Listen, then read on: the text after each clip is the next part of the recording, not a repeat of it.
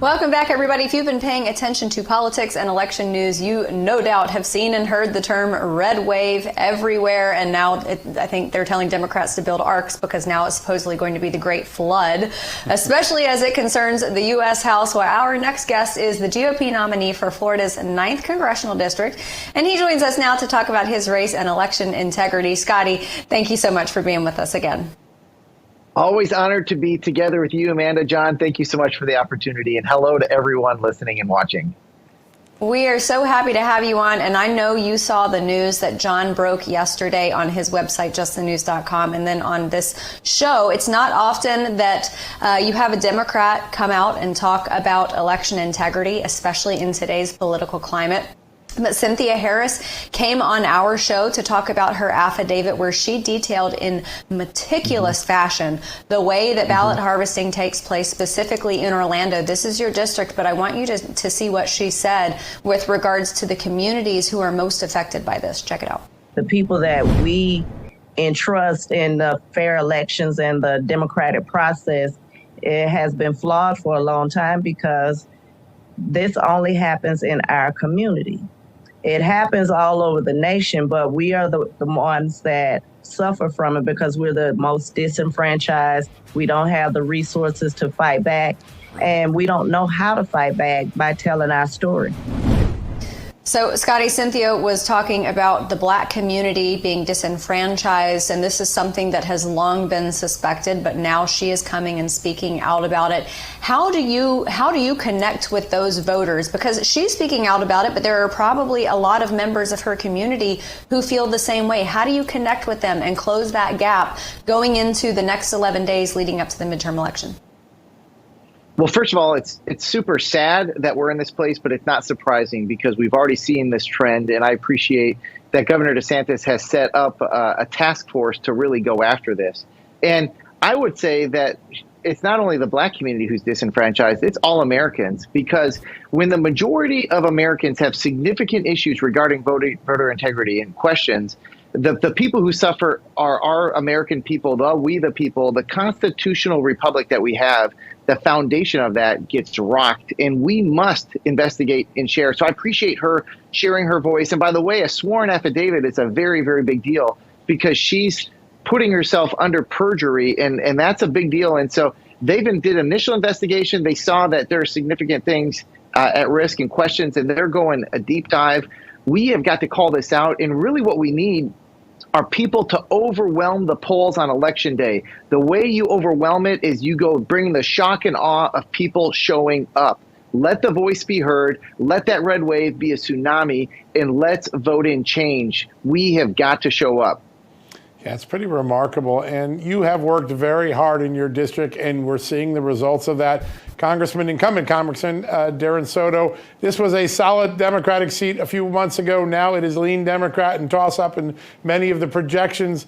What have you done to close that gap, and what do you do to make sure you end up with a victory on November 8th? Well, listen, we've done a lot of listening and following up and engaging. If you've been following my campaign, if anyone has, you've seen that we have been nonstop. No one is working harder than Team Scotty. We're engaging. We're speaking Portuguese, Espanol, Inglés. And I believe strong families, strong communities make for a strong America. And part of that is showing up and serving and helping out.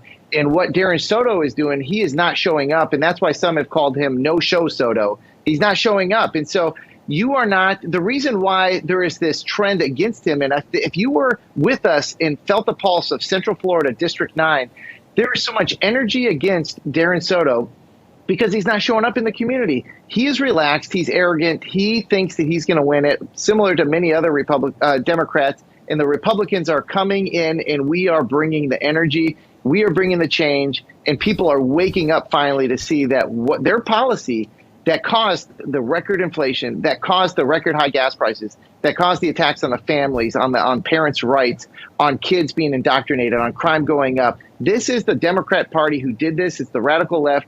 And Darren Soto has to answer for it. He can't. He's not showing up. And we are going to vote in change November 8th. 12 more days. Come on. Can you feel the energy? Yeah. And, that energy and change, I think, can be attributed a lot to the many Republican grassroots campaigns, much like yours. We are seeing this shift in Republican politics where grassroots candidates are having a lot of success. Men and women across America who, in the beginning, some establishment Republicans thought they were jokes. They didn't give them the time of day. They didn't think that they were serious candidates. And here they are. They might be their colleagues come January when the new Congress comes in. But this shift towards more grassroots candidates, do you perceive that to be a permanent shift, or do you think that's just a flash in the pan as a blowback from Joe Biden's policies?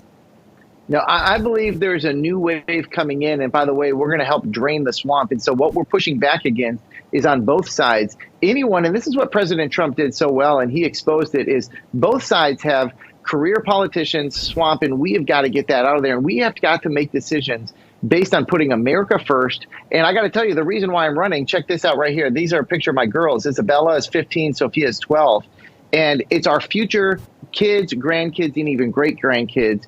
That's what we need to be beholden to. We need to be pushing forward. And we are at serious risk of not passing on America better than we received it. And that's a tragedy. I think there's a new freshman class coming in, and I believe there's a wake-up call for America. So I believe there's a new wave coming.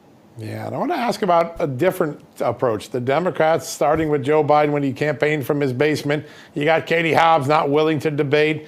Fetterman waiting to the very end in Pennsylvania to participate in debate. We see why now, maybe because of his physical problems. And then in your district, Congressman Soto not really being engaged in the community anymore. Democrats seem to be running from 30,000 feet away. When did that become acceptable? And do you think there's a backlash for not being more in front and center with the voters that you want to put in office?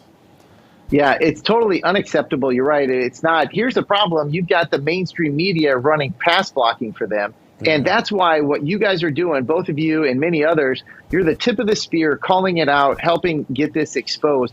Many people are not. In fact, some of the people saw the Fetterman debate and said that he narrowly won. Anyone watching that knows that's not true. But they're running pass blocking. They're not holding people accountable. Unfortunately, journalism has become so partisan that they're just kind of pushing a narrative and they're not reporting the news. And that's why I love what you guys are talking about, just the news. And so if you remember, I tried having a debate and the news station, West 2, didn't allow me to have the debate, even stay in the building. I was kicked out because I'm unvaccinated. And so even in 2022, this is the America that we're living in. This is the Democrat Party and the woke corporate America. We have got to vote in change. It's too crazy right now. Oh, but the vaccine stops you from contracting COVID. Oh, wait. Oh, that's not true anymore. Oh, wait, it doesn't, right? But even that narrative, right. They keep pushing. Right. Okay, so I wanted to ask you, it seems like every other week there is a new favorite Republican endorsing Scotty Moore for Congress. Talk to us about some of those endorsements and what they've done to boost your campaign. Yeah, it's really special because, some people pay to play, they donate, they kind of earn those endorsements. I don't have any money. I came in as a Christian missionary doing leadership development. I'm not a person of wealth. I'm an everyday American who really saw the situation in our country, who saw what happened to President Trump, who saw that we need solid policies. And I rose up and by faith have been stepping out and people have responded. And I think there's a bunch of people who are responding to that. And so Mark Meadows, President Trump's chief of staff, jumped in first. And then we had Senator Cruz before the primaries, both of them. And so I was very honored. And then we recently had Senator Rick Scott jump on, Team Scotty. And we have some others that we're working on as well that I'm not ready to announce quite yet. But there's a lot of energy and momentum, excitement. People are seeing how hard we're working. They're seeing how much money we're raising. And it is absolutely grassroots. So there's a red wave coming. People want change. And we have got to flip this seat from blue to red so that we can take back the House. I can't wait to fire Nancy Pelosi so that we can begin the work to help save America. Scotty, tell everybody where they can find you. Yeah, ScottyMooreForCongress.com. That's Scotty with a Y, Moore for Congress.com. You can donate. Don't miss that. Donations are fuel for the campaign. Of course, we have social media, Scotty Moore for Congress. This is how we're going to win. We are pushing forward. Be a part of Team Scotty. Feel that momentum. Fantastic. Scotty Moore, we are so grateful to have you with us again this evening, and we will be watching to see how your race plays out on election night. Thanks again. All right, everybody, we've got a commercial break, but when we come back, musician Lauren Kelly and her very talented production team will be with us to discuss her latest music. We will be right back.